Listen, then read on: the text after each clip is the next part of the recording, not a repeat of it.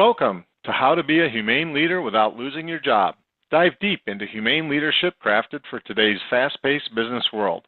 Listen to our podcast on all major streaming platforms and join us as we explore the essence of humane leadership in today's dynamic business landscape. I'm Chris Hollerking, a Fortune 100 IT leader, alongside Roberto Torres, a seasoned startup engineering leader. Today we'll discuss how a humane leader keeps elections and politics of government out of office discussions. Hey, Roberto. Good morning, Chris. How are you? I'm doing good, but the politics are heating up in the United States, and I know you just recently changed presidents too. Politics can be a bit of a challenge in the office. Government politics can be a bit of a challenge in the office. A distressful situation, regardless of who do you talk. So, yes, sir. Yeah, and I think that, I think it's good that our employees are passionate about politics. I prefer employees who pay attention to what the government is doing and vote. So I prefer employees who are engaged, let's call it engaged in the political system, but I definitely do not encourage, and actually I frequently will actively discourage political discussions in the office, because I personally feel this is just not appropriate. We're here to make a profit with the company. We're here to promote our products and sell things.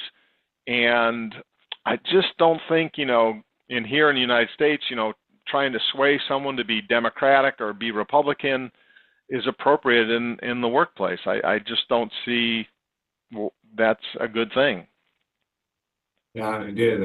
But the thing is, we are humans, and we tend to speak out the things that we think are good. So maybe for certain people, they will try to push over and say, maybe, for instance, in the States, hey, I'm a Republican, crush the Democrats, or the opposite. So it's something really difficult, because in the end, even though there might be laws within the company or factors or given instructions by our managers, people tend to discuss politics regardless of the times. Yeah, and one of the things that I did to try and diffuse situations, especially if you had, let's say you walked in, we're going to have a team meeting about a project update or something, and you walk in and they're already discussing, two guys that are at opposite ends of the spectrum of the political landscape, and they're arguing over who's the better candidate. I usually would try and shut that down with basically, look, you both have interesting and valid points, but this is just not the right place to discuss that. Those are interesting pieces of information about candidate X and candidate Y. However, we're here to complete our, project, so let's get moving forward on the topic at hand. I never would pick a side.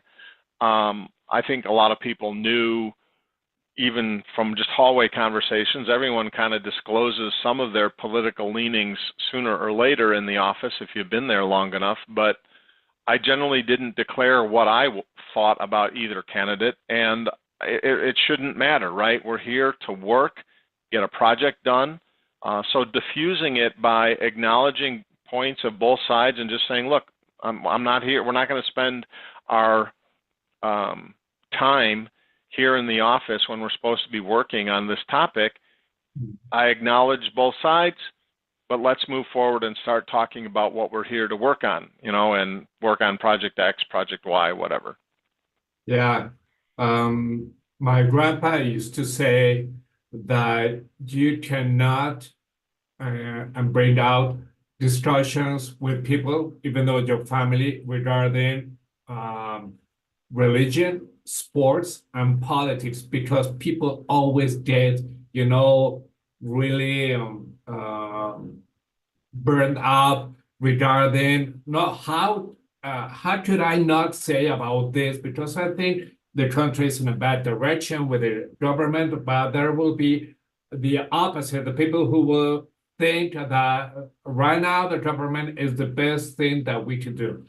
And we could put on our good energy into this bad energy, or try not to avoid it, but try to settle down some ground rules of this, and say to our team as humane leaders, and say, okay, there could be discussions about politics, but at the office is not the right place. It's not the correct, proper ground to do it. Do it elsewhere. We're here to earn some money for ourselves, to the company, first to the company, second to ourselves.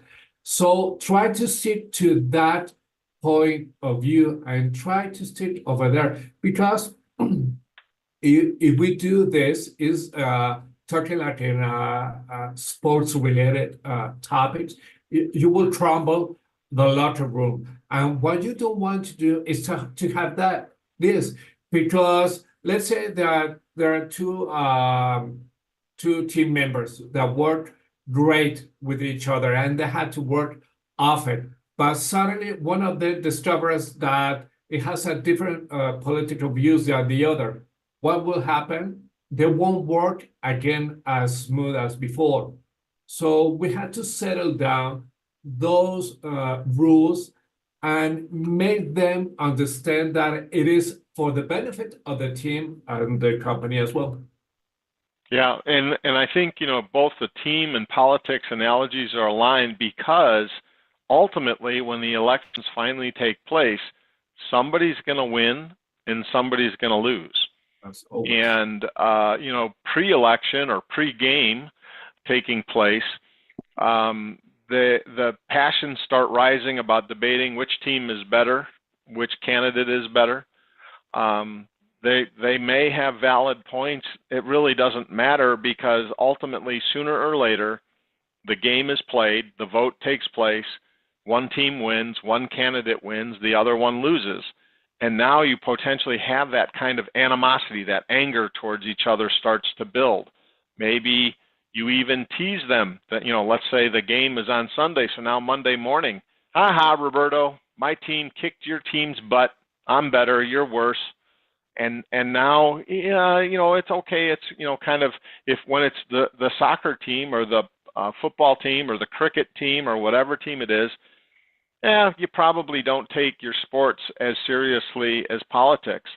But in politics, sometimes people get to the point, I refuse to talk to that person because they're of this political party. I mean, that's how divided it is getting here in the States in some cases.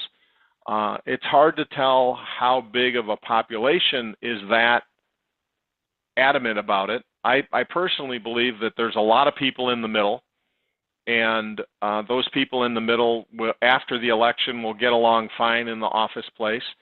But if you have a few people that are on either end of the spectrum, and once the vote has taken place and there's one side wins, the other side loses, it may cause, a lot of trouble in the office if they've been actively arguing with each other over who's better and how much more popular and how many more votes somebody's going to get. And they're just, in the office, you can never, quote unquote, win that argument.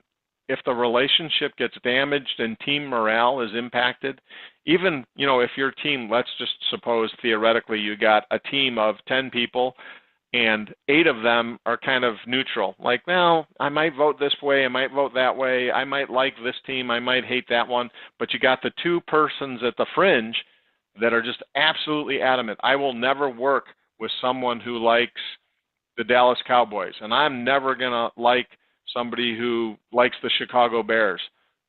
Well, sooner or later they play each other and somebody's going to win or lose that election.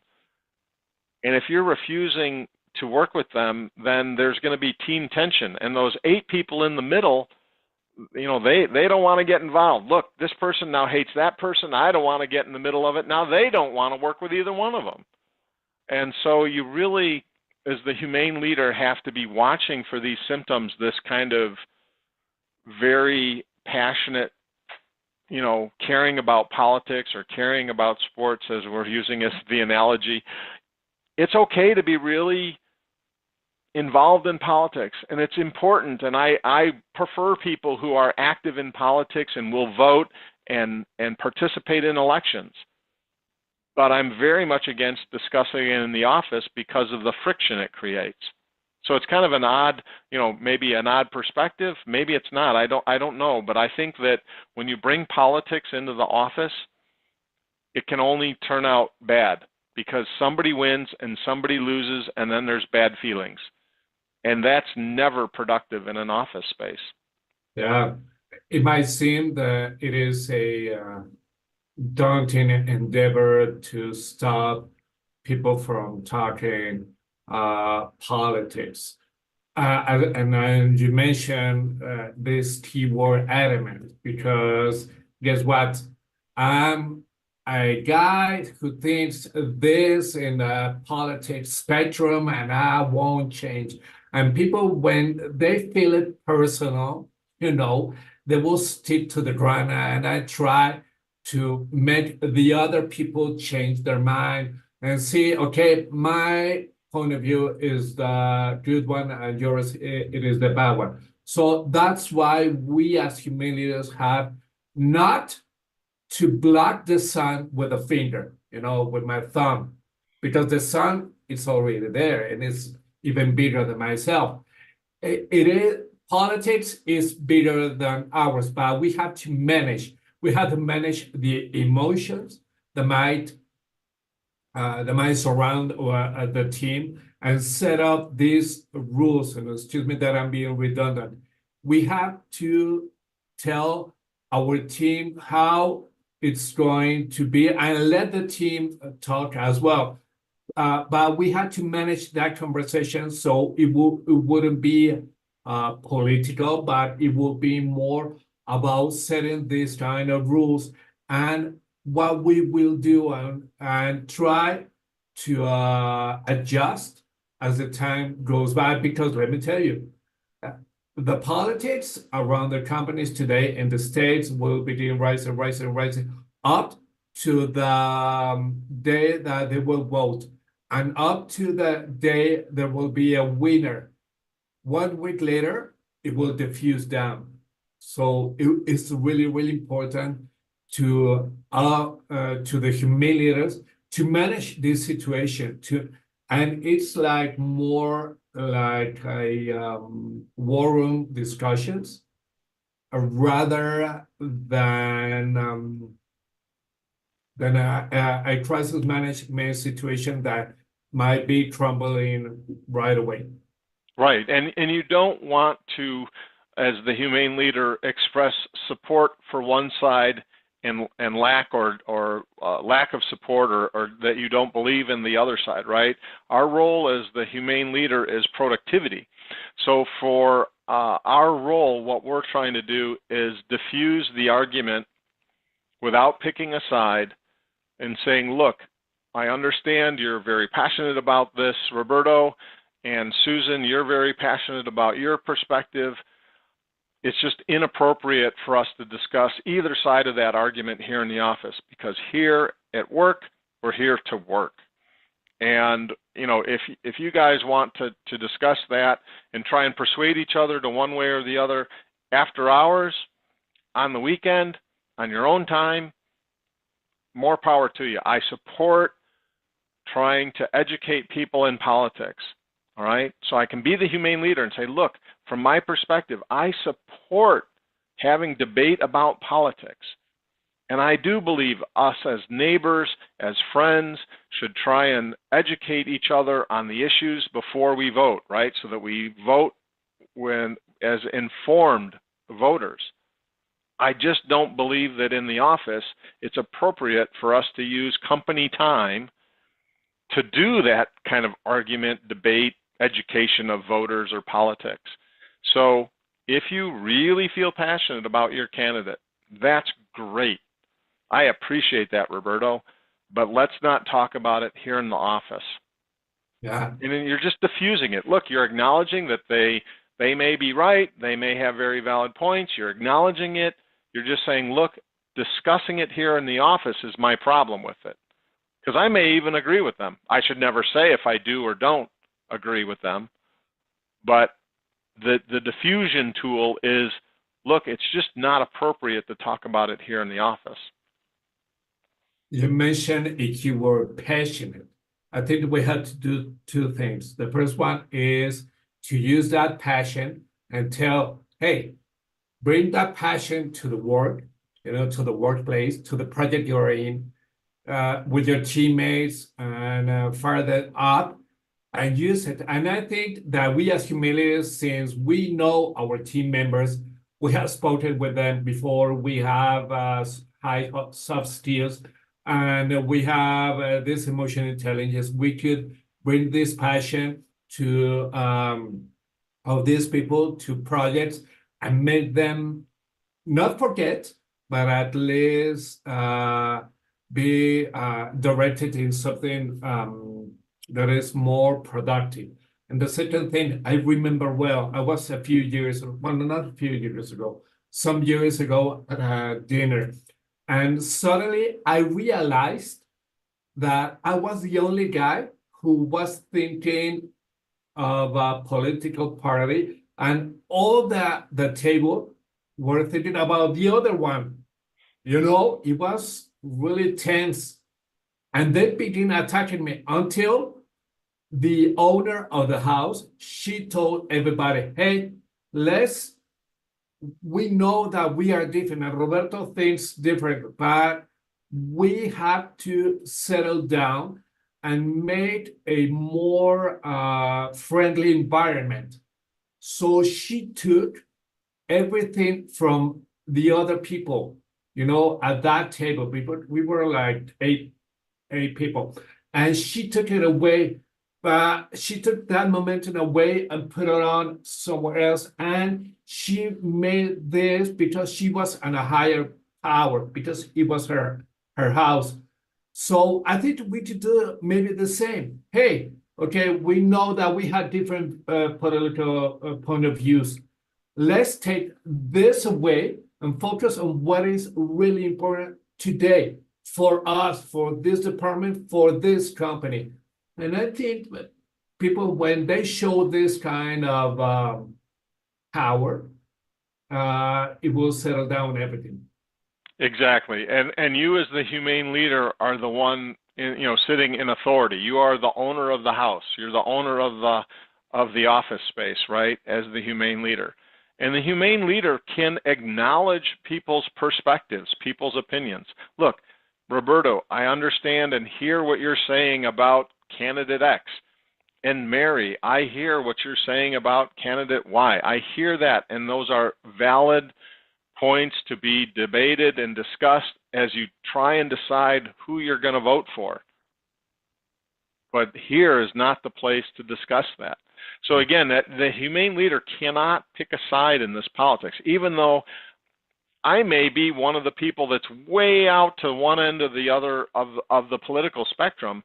As the humane leader, you've got to be entering that office space as undecided or non-political, and allow the team members that they can have diverse opinions, but they have to work together. This is the reoccurring theme as the humane leader we're always going to come back to on many different topics where the team disagrees. You don't have to love each other. You don't all have to think exactly the same. You don't all have to have the same political beliefs, same religion, same culture, same anything else. What we all have to have is the same goal for company success. That's what we're here to do, and as a humane leader, you're trying to reinforce those goals that the company has for its success. And politics, it's just, I'm sorry, I just really feel that it's inappropriate to be lobbying people about their political beliefs in the office, collecting donations for political candidates. All those kinds of things are just not appropriate in the office. And the humane leader, we're always trying to manage people's emotions, manage their feelings about how they do things. And this is just yet another complication for the humane leader to try and keep everybody focused on task and working towards the project's success. And we don't need that additional distraction of politics, which, again, to my point earlier, sooner or later, one person wins and the other person loses. And that's not a good outcome for teamwork. And teamwork is where everybody wins together, and that's, focusing on the project. That way, everybody on the team can be a winner. When you talk about politics or get overly engaged in sports, somebody wins, somebody loses, and then ultimately somebody's feelings are hurt, maybe relationships are damaged, and that's never good for productivity of the team. And so as that humane leader, you're the coach, you're the referee, you're the unbiased person in the middle. You must be the unbiased person in the middle to diffuse it. And I find diffusing it is, typically done by, look, you both have good points, but here's not the place to discuss it. Yeah, we're trying to avoid fracture within the team because there's going to be tension. If we let the wave go higher, it will take away the whole team. And if we have right now an amazing performance, let's say that we are an orchestra and we have different instruments, and if one of them begin doing different parts of different kind of music because they think different, the whole song is going to fail. So we, as human leaders, have to not, as I mentioned before, not to avoid that, but to be more of a manager of these tough situations and let the moment pass, because in the end, politics, elections is not going to stick forever. I thank God for that, because it was really, really stressful, and it drained my energy with everything that happened in the elections this year in Mexico. Yeah, absolutely. And another thing I would encourage the humane leader not to do is don't bring the individuals into your office and close the door and say, I agree with you. You still, even one-to-one, I do not recommend that you acknowledge support or lack of support for either political direction.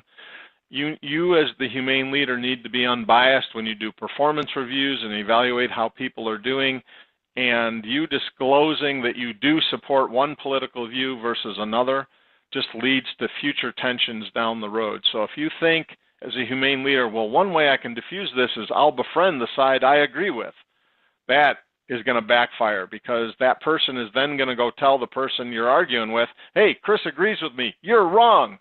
Now you've made the situation worse. So don't consider using private conversations one-to-one to agree with the political direction. That will backfire on you. Don't do it. You need to remain impartial the entire time, whether it's one-to-one conversations or it's in a team meeting, a public setting with everybody around. Just don't do it. As a humane leader, you are impartial, and your number one goal is company success. I love that. I love that. Great, man. Well, I trust that everything will be okay for the states in these upcoming elections. And cool, man. Yeah, 5 weeks to go. I'm looking forward to it being over. Yeah, it will go like this. Absolutely. Great, man. So I think with this, we can end the episode. Absolutely. You have a great weekend, and we'll talk next.